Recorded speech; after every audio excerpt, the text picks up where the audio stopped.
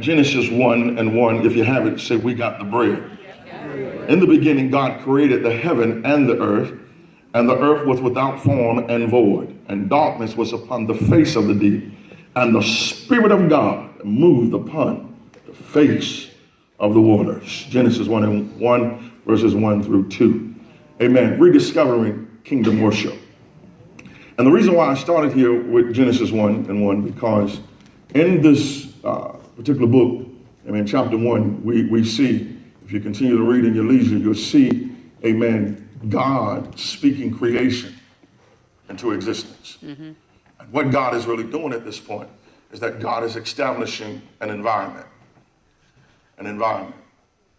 And I need you to understand that worship is based upon environment.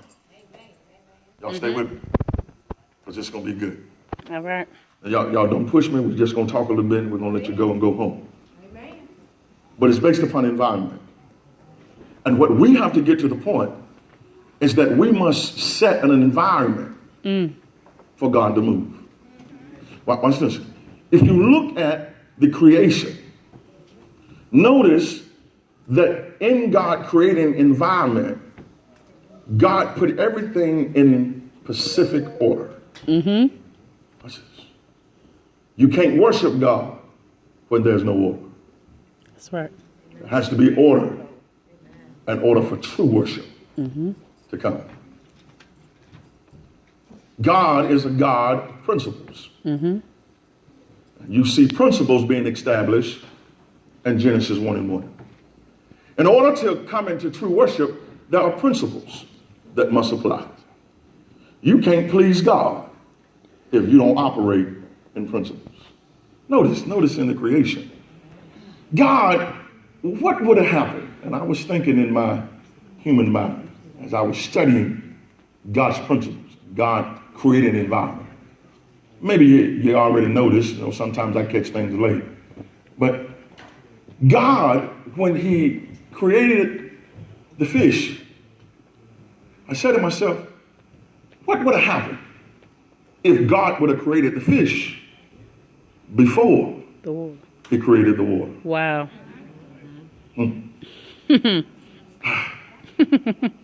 God understood that in order for the fish to be able to live, he must have water, an environment. Mm-hmm. Oh God, y'all stay with me. Stay with me. Right.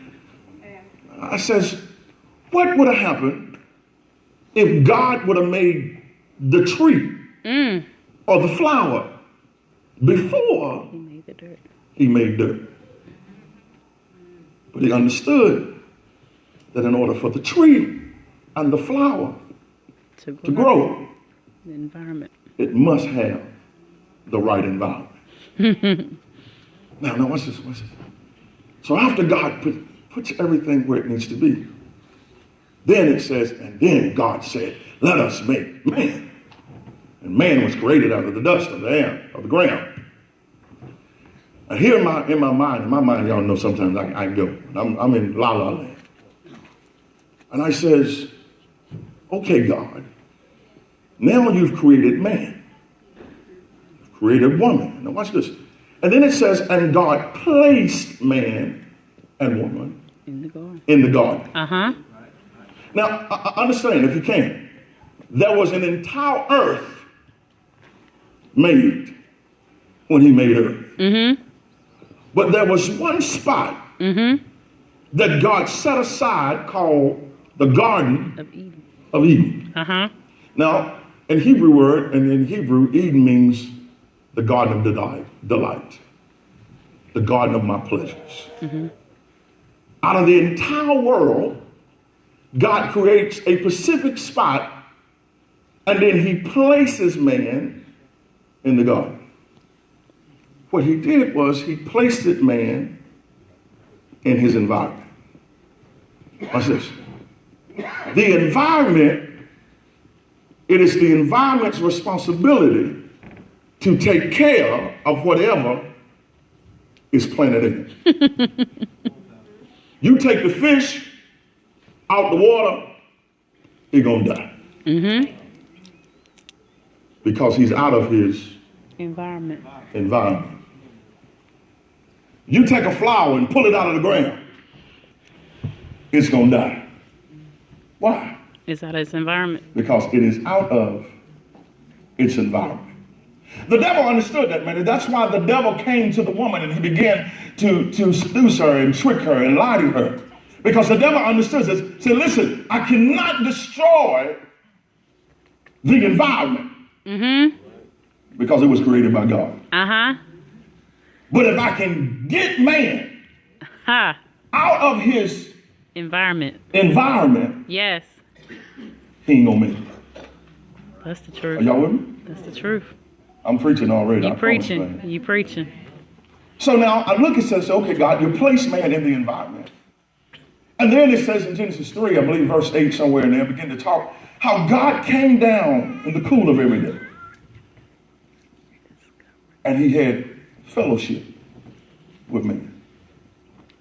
Now, him having fellowship with man, I says, well, God, why did you need fellowship?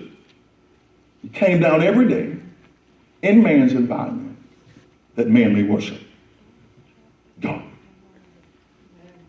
But man only worshiped God when he was in his environment. Sin fell. Notice, when sin fell and man sinned, God kicked him out Yes. of his environment. That's just kicked him out. And the environment had to have been so good because he placed cherubims. There's angels with all the wings and the eyes in every corner of the garden. So man couldn't come back. Notice, and as I studied this, Minister Darwin, one thing I didn't find in the garden. And I tried and I studied hard, Gerald, but I didn't find it. I didn't find an altar. Wow. In the garden. Because when man, before sin, when man was in his perfect environment, there was no need for an altar. Wow. Notice that after man is now evicted out of the garden, quickly moved to Cain and Abel. And we see here something taking place with Cain and Abel. Cain and Abel now sets the scene where they are now preparing God an offering. And that offering now is going to be placed on an altar. And I discovered this, that ever since man got kicked out of his environment, he's been trying to find a way to get back to his environment. We build altars. We do many things right now, men still today, because one of the things that they're trying to find is fellowship back with God. People join churches. That's right. They do everything they can to find their own fellowship with God. This is why we have different religions. That's right. Because man is trying to find a way to get back to his original state. Then Jesus comes. We got to look at what Jesus did. When Jesus died, born, died, and was resurrected, what Jesus did was that Jesus placed us back where we got kicked out from. You got to catch that. He gave us an opportunity now to have fellowship back with God. Now, because when man got cooked out, you notice after man got cooked out, God never came back down to see him again. God saw him before sin. Every day. After he got kicked out, you don't see anywhere where God came down. The reason being, man had sinned. God cannot tolerate sin. That's right. So he couldn't visit him anymore.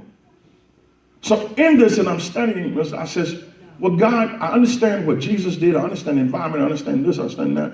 I said, so what is the one thing that will bring us back to where you want us? I'm so glad I asked that question. And it was revealed to me, Worship. worship. Mm-hmm. Worship is what brings us back into fellowship with what God intended us to be in the first place. Whew. Worship, so why is it work? Worship creates an environment. I'm going to say that again. Worship creates an environment. Look at it this way. Worship recreate the garden. Mm-hmm. When you worship God, what you're really doing is recreating the garden that was created in Genesis. Come on.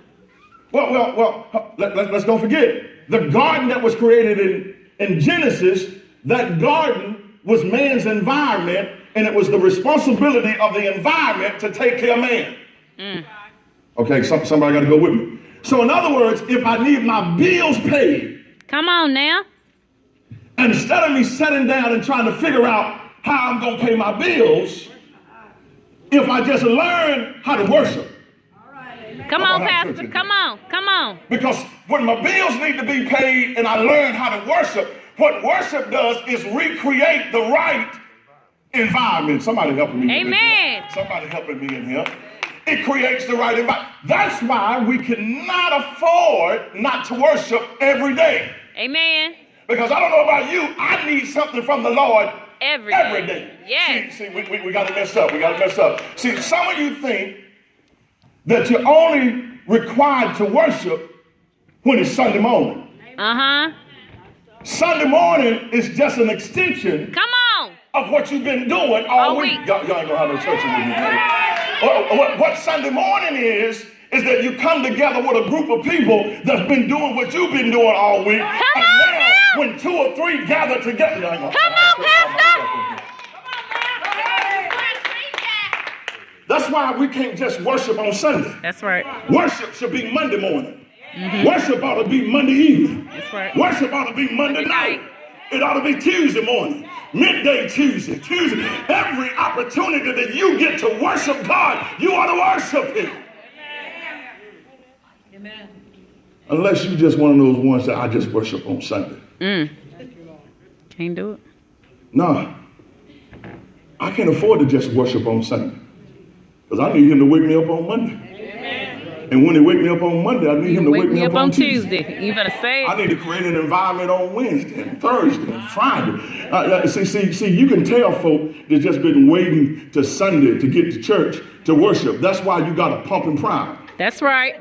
That's why you got to sing good songs, and that's why you got to say clap your hand. That's why you got to holler, because you got to pump and prime. But folk that's been worshiping all week, all you got to do is let them come into church. Amen. Get on your nerves. See, you ever set beside somebody that's been worshiping all week? That's why they rock back and forth in the church. They shake their leg. So, look, you can't even get the whole song out. They helping people sing.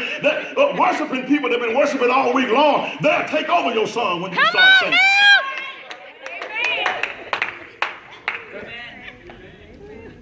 Because I've been worshiping all week. All week. Ain't something I just started. Ain't something that I got to get cranked up. It was cranked up on Monday. Come on now. Look, it was cranked up Wednesday in Bible study. Y'all gonna say, look, so y'all think I'm cranked up now? I was cranked up at 10 o'clock this morning when we were setting a new membership class. I was ready to preach then. I was cranked. Look, to be honest, I was cranked up at 4 o'clock this morning. My wife said, why are you up? She didn't look. I was cranked up because this word that I had to get to y'all, it was killing me at 4 o'clock this morning. I just said, Lord, I can't wait. The clock, I got to get, somebody got to hear this, because I need to understand if we can rediscover true kingdom worship. You ain't got to beg God for a car. Come on. You ain't got to beg God to get your bills paid. When you come into true kingdom worship, things just happen. I need somebody to shout, create the right environment. Create the right environment. Amen. Listen. Yeah, I use this thing that came to my mind. I says, if we had a glass of water, and then we had a cup of ice, I says, both of them have the same components.